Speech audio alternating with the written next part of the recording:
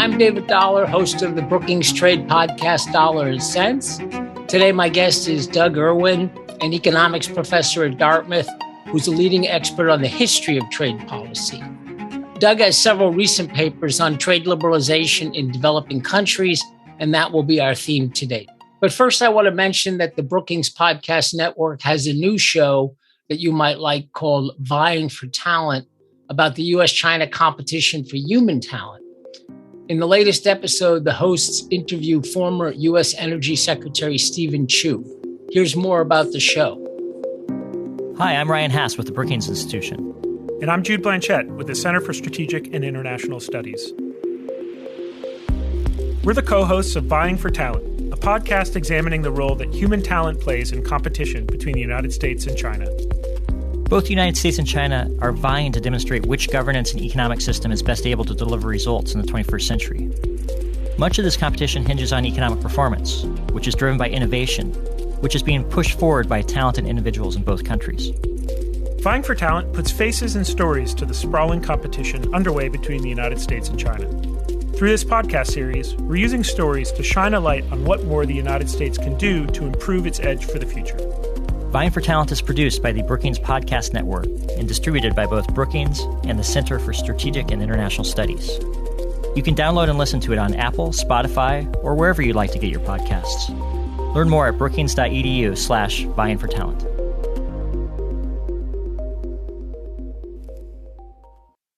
So welcome to the show, Doug. Thanks for having me. It's a pleasure to be here. So let's start with Taiwan. Your recent working paper argues that Taiwan was the first developing country to shift to the export-oriented strategy after World War II. Can you describe the shift? Why they did it? What was the result? Sure. So most countries coming out of World War II had exchange controls, a lot of balance of payments problems. So they had a lot of restrictions on imports and all sorts of current account transactions. And what I was interested in is learning how countries began to peel away from that sort of mode.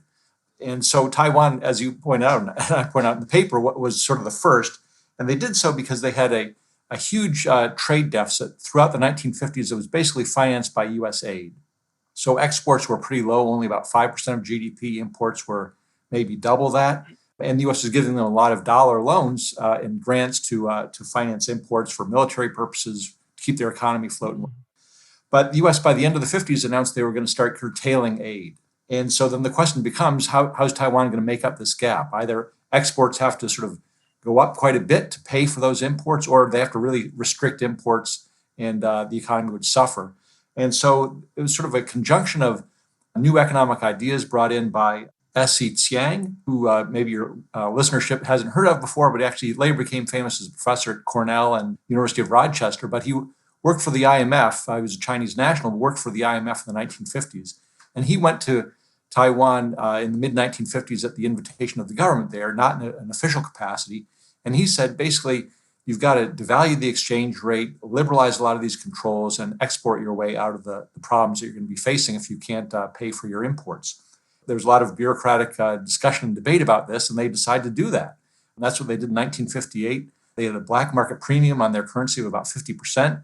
Which, as you know from your work earlier, is a huge impediment to exporting. It's like an uphill battle if you're trying to have that premium on your currency. And their exports did quite well, and they survived and grew rapidly in the 1960s and thereafter, and sort of pulled themselves out of the mess they were in the late 50s. Doug, I actually lived in Taiwan as a student in 1975, 76. So this process was already well underway. But as a student, I remember the phrase export pessimism. There was a sense in a lot of developing countries that demand for their exports was pretty inelastic. Mostly developing countries were exporting primary products. And there was this pessimism that things like devaluation, trade liberalization would make a difference. So by the time I got to Taiwan as a college student, I think a couple things were evident.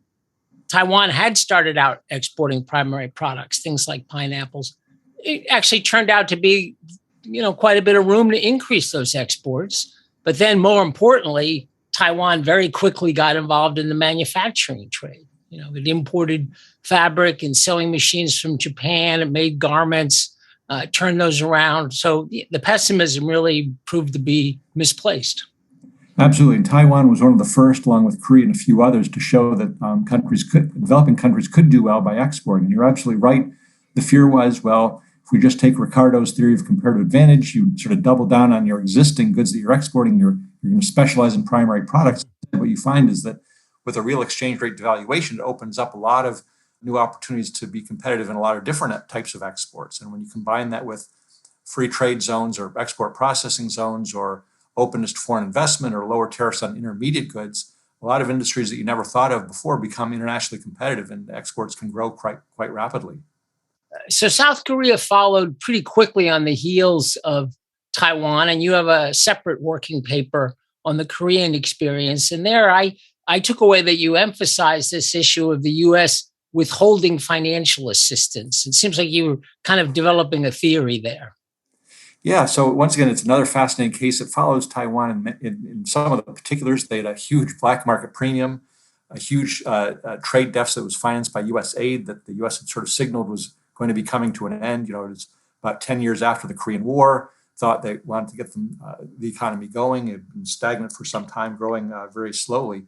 And sort of the standard story you hear is that, Park Chung-hee comes in, there's a military coup, and then the economy starts booming, and he focuses on exports. And it doesn't work out quite that way.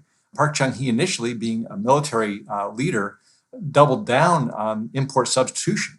And the black market premium on the currency actually rose in his first 2 years in office. And it was basically the U.S. and USAID in particular that was sort of acting as sort of the IMF enforcer at the time, saying, look, we got to do two things here. First of all, you have to restore democracy. You need to hold elections. And second of all, you have to get the economy going again. And so the U.S. withheld aid to force presidential elections and then to force the economic policy changes. And the Korean economy was extremely poor at that time, very dependent on U.S. dollars to finance the imports that were necessary to keep the economy going. And so Park Chung-hee, even though he was a nationalist, was forced to hold elections, which he won, and then change economic policy. And that included a major devaluation, which was opposed at the time, but it once again jump-started exports. In fact, Park Chung-hee sort of wanted the export-oriented strategy because he realized we don't want to be under the thumb of the Americans. We have to pay for our own imports. And that's common across Taiwan and Korea, is that if you're going to sustain a high level of imports, you're going to need a high level of exports to finance that. Otherwise, you're really dependent on foreign aid and the influence of foreign countries. We'll get to some other countries, but listening to you, Doug, I was involved for quite a while with Vietnam and their trade liberalization. And what made me think of it, listening to you, is that it was the Vietnamese general, Vo Nguyen Giap, who was one of the big supporters of economic reform. As a military man, the Soviet Union was collapsing in the late 80s, and Vietnam was very much the kind of situation you just described, and needed devaluation, trade liberalization. And General Giap was one of the main supporters of that because, they needed to replace a lot of lost imports that had been coming in from the Soviet Union, and the Soviet Union was basically collapsing. Yeah, I mean, in most countries, military leaders want to take a top-down command and control sort of approach to the economy. But there are few leaders who listen to economic advice and will go in a different direction and sort of loosen things up. So you have a third paper where you deal with a lot of developing countries a little bit later in time. We could say it took a while for perhaps, the lessons from Taiwan, South Korea, but then also the state of the world changed. So in that 1985, 1995 period, you argue there were a lot of trade liberalizations. At that point, even after the success of Taiwan and South Korea, I still think there was a lot of pessimism. And the pessimism I was aware of at that time took the form of, these are pretty small countries in terms of population, Taiwan, 23 million, Korea, more like 40 million, South Korea. So what happens when China, with more than 1 billion people, tries a similar route, or Brazil or some of these other countries? So tell us a little bit about your paper on the 1985-95 period. What do you see and what do you conclude from that? Yeah, so there was this, what I call the trade reform wave of 1985 to 95, where You see just so many countries across the world, South Asia, Latin America, elsewhere in Asia, some African countries, really beginning to reform their trade policies, their exchange rate policies, in sort of the manner that Taiwan and Korea had done earlier. What's interesting is that even though Korea and Taiwan did well, it's not as though there were a lot of countries following them in the 1970s. And one reason for that is because one of the things that triggered the reforms in those two Asian countries is a shortage of foreign exchange, and their backs were against the wall. In the 1970s with OPEC, there was a recycling of the oil surpluses, and so foreign exchange was in abundance. And that really postponed reform in so many countries. If there's no pressure to reform, why do it? It's going to be politically painful and upset the status quo. So in the 1970s and early 80s, there was really sort of this dearth of economic reform. But with the debt crisis, with huge terms of trade shock for commodity exporters and others in the mid-1980s, other countries found themselves in this situation where foreign exchange was extremely short. And of course, when that's the case, you have one of two strategies. You can really clamp down on imports, or you can try to export your way out of it. And countries had already tried the import repression approach, and it really wasn't going to work. I mean, you need food, fuel, intermediate goods to really make the economy work. And so they had to do something to boost exports. So that required trade liberalization, exchange rate adjustments, things of that sort. And so I think that's what's accounting for this wave that we see happening. It's not just the circumstances, of course, but it's also economists as policy advisors, supported by the bank and the IMF, but really indigenous policymakers that are willing to take the hard steps that are necessary to change the course of the economy. So you think the overall results were pretty good from this liberalization? Well, there's no doubt the 1980s was a very rough period. It's been called the lost decade for Latin America. But after 1990, there have been two major developments in the world. One is, and study after study sort of shows this, much more rapid growth in the developing world, a convergence between the poor countries and the rich countries, whereas previous to that time, there had been divergence. So this convergence and rise in income is very important. And of course, the reduction in poverty. So the World Bank has estimated the poverty rate being about 42% in 1981 around the world. That's extreme poverty. 42% in 1981. By 2015 or 2016, it's down to less than 10%. So going from 40% global poverty to 10% over the course of a little over 2 or 3 decades. Following this period, this trade reform wave of countries opening up, globalizing, it's just a huge achievement that I think is now a little bit in jeopardy with the way the world economy is going. But when you look back, it's countries that you were involved with, China, Vietnam, some Latin American countries and some African countries have made progress too, not nearly as much as those Asian countries. But you saw the process there, and opening up really has helped for China, Vietnam, and so many others around the world. Yeah, I feel lucky that I happened to be able to witness some of that, and I was first teaching in China in 1986, and they were just getting started in that process, but they had a multiple exchange rate system, and when you actually live through something like that, you just see the insanity of it. If you earn foreign exchange through one activity, you can convert to local currency at a particular price. If you do something else, you convert it at a different price. It opens up the scope for corruption, of course, because you want to make sure you're categorized in the right category, and there's a lot of discretion, basically, So I didn't really have much to do with China for a few years, and then by the time I got involved again, they had unified the exchange rate. They devalued very significantly, and they were off on that export boom that, as you say, it put a lot of people to work. It led to an extraordinary reduction in poverty. Yeah, and you put your finger on a very important point, too, is these import control regimes with misaligned exchange rates and a lot of trade controls. It's not just that it's constraining the economy, and it's that it leads to bureaucratic discretion and a lot of corruption. And then people become, as Anne Kruger pointed out, rent seekers rather than wealth seekers in some sense. So let's talk a little bit about special interest groups. Kind of follows naturally from talking about rent seeking. So in these major liberalizations that you've studied, is there a particular role for interest groups either opposing or supporting this liberalization? Well, that's a really interesting topic, and that's one of the things that motivated me to start looking into some of these countries, because our basic theory of political economy says that there are a lot of forces aligned to support protectionist policies. The benefits are going to be conferred on a few who are highly concentrated and organized, and the benefits of more openness are widely diffused among consumers and exporters, and so no one's going to lobby for them. So our political economy theories sort of explain why we get trade restrictions, but not so much why we get rid of those trade restrictions unless exporters or consumers organize. And when you look at these cases, that's not really what's going on. It's not as though exporters sort of rise up and say, we can't take it anymore, we're going to want the political system to move in a different direction.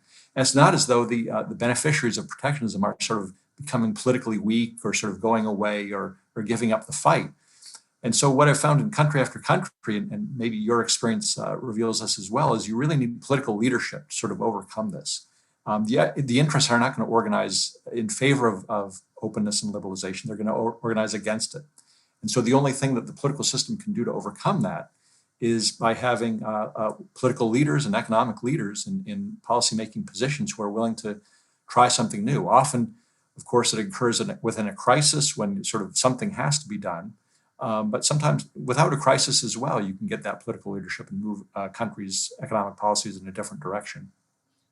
Yeah, but crisis, it really is often the impetus for these reforms. It's kind of unfortunate, and there are some examples that have not involved a crisis, but probably the most common pattern, is the crisis. I remember asking a Vietnamese official around about 1990, what was the impetus for doing all these dramatic things they were doing with the exchange rate liberalization? And he answered with one word. He said, desperation. It's not nice, but they were getting all that Soviet aid that I mentioned.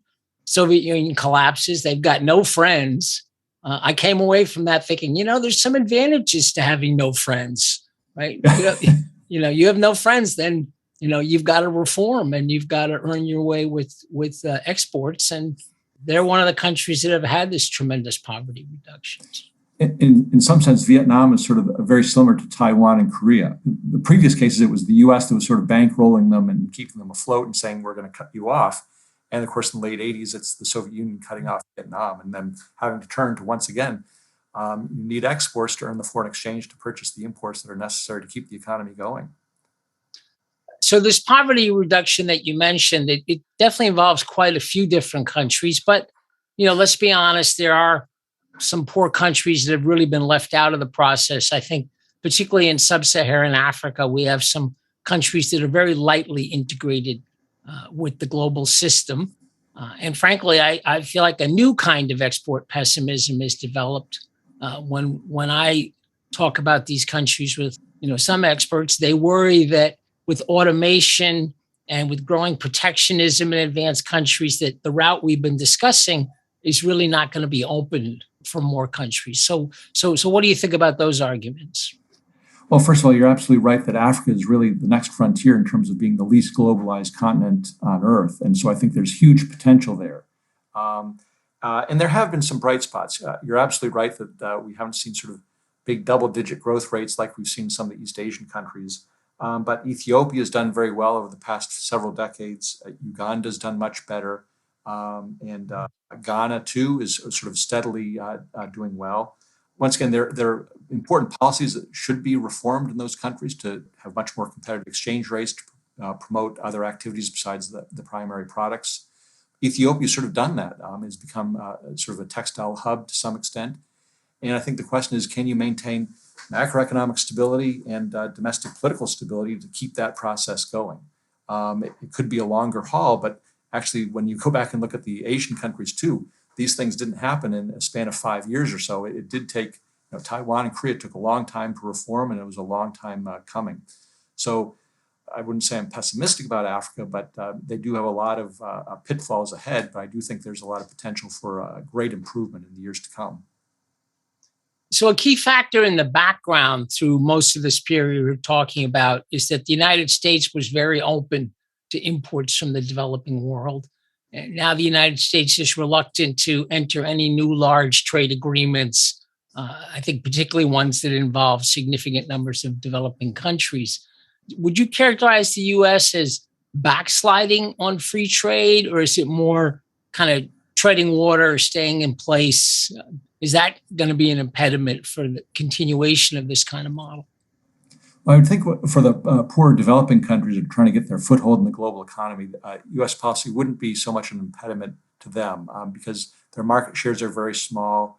And I think the U.S. is relatively open. The U.S. has taken more actions on steel and on countries that are not allies, to put it bluntly, China, Russia, and things of that sort. So if these countries can remain outside that geopolitical conflict, I think that the U.S. would still be relatively open to them. But I think you're absolutely right that U.S. policy, which was much more favorable to liberalization in the post-World War II period, that's clearly changed. Trump administration introduced a lot of big changes. The Biden administration hasn't really changed all that much. So, there's big question marks about the future direction of U.S. trade policy and how much further inward we'd sort of turn. I still think that the world economy is a big place. The U.S. is not just is one market among many, and it's no excuse for other countries to say, well, we shouldn't reform because the U.S. might close up to us. But they have to do so, or they should do so, to bring domestic benefits. And they'll find places that they can export to. And I think Vietnam, which is to some extent getting hit every now and then with anti-dumping duties and the trade diversion from the trade war with China, is sort of a mixed blessing for them, probably a little bit more on the positive side, because it's an opportunity for Vietnam to take further advantage of the friction between the U.S. and China. So last question for you, Doug. Both our political parties have become interested in industrial policy. And I think there's broad support for policies that are, would aim to bring at least some manufacturing back to the United States, particularly in semiconductors. And I think you have a recent New York Times op-ed about some of these issues. So can you talk a little bit about the risks and opportunities, and how should we shape industrial policy to get good economic results rather than shooting ourselves in the foot? You're absolutely right. There's been a revival of discussion of industrial policy, sometimes for just sort of prudential grounds, that too much semiconductor production is located in South Korea and Taiwan. Those are vulnerable countries if there's some sort of military action in Asia, or it could be cut off in a future pandemic or a military conflict. And then obviously the pandemics raised issues about stretching supply chains too thinly and across too many different countries. Once again, I sort of look to the past for some lessons. And in the past, in the 1960s and 70s, a lot of OECD countries were supporting their steel industries. There's a lot of consolidation going on, and countries want other countries to consolidate their industries, but not their own, for the fear of job losses. So what happened is every country started subsidizing their own domestic steel industry, and that led to a really bad outcome, a lot of anti-dumping and countervailing duty complaints, a lot of expensive government subsidies. And what resolved that was the OECD in the early 1970s sort of getting countries together to talk about reining in these subsidies and coordinating what their policies would be. I think the risk today is that the European Union, the US, if everyone starts pursuing an industrial policy with regard to semiconductors and they want more manufacturing just in their own country, you get sort of this race of increasing subsidies. So the key issue, I think, is geopolitics. We don't want to be too dependent on potential enemies, but we shouldn't fear being too dependent on friends. And our friends are, of course, Canada, other OECD countries in Western Europe and elsewhere. And so we just want to make sure that we don't have a policy that breeds friction among these friends, a subsidy race or what have you. So what Chad Bown and I of the Peterson Institute in this New York Times op-ed call for is sort of a coordinated policy with our allies to just make sure that the subsidies work to the benefit of all of us within that club and not cause friction within the club and economic inefficiency along the way. Yeah, no, that makes a lot of sense. So, if you try to take a number of different industries and then have them all fully developed within every advanced economy, we're just going to have all kinds of inefficiencies, and we're going to miss the opportunity to get the efficiencies of economies of scale. So do you think the Congress will follow your advice? I don't know. Hopefully administration officials would, if not the Congress themselves, which tends to be much more parochial and worried about where the semiconductor industry is going to be located in the U.S. rather than whether we coordinate with other countries. But once again, another lesson from the past is that if you get all these countries, as you point out, doing the same thing at the same time, you get excess capacity. That undermines profitability, and it just leads to the need for more structural adjustment down the road. And you don't want to go down that path. I think it just causes, as we point out, economic inefficiency, trade frictions, and ill feelings. I'm David Dollar, and I've been talking to my friend Doug Irwin, professor at Dartmouth College. I'm a big fan of economic history. I think probably all economists really like economic history because, we learn a lot from what's actually happened in the past. And Doug has these wonderful papers about trade liberalization in different developing countries. So if you want more detail, I encourage you to take a look at the papers. And it relates to some important contemporary issues, what's going to happen with our industrial policy in the United States and our trade policy, though our focus today has really been on the developing countries. So thank you very much, Doug. Pleasure to be here. Thank you very much. Thank you all for listening. We release new episodes in dollar and cents every other week. So if you haven't already, follow us wherever you get your podcasts and stay tuned. It's made possible by support from producer Fred Dews, audio engineer Colin Cruikshank, and other Brookings colleagues. If you have questions about the show or episode suggestions, you can email us at podcasts@brookings.edu. Dollar and Cents is part of the Brookings Podcast Network. Find more Brookings podcasts on our website, brookings.edu/podcasts, and follow us on Twitter @Policy Podcasts. Until next time, I'm David Dollar, and this has been Dollar and Cents.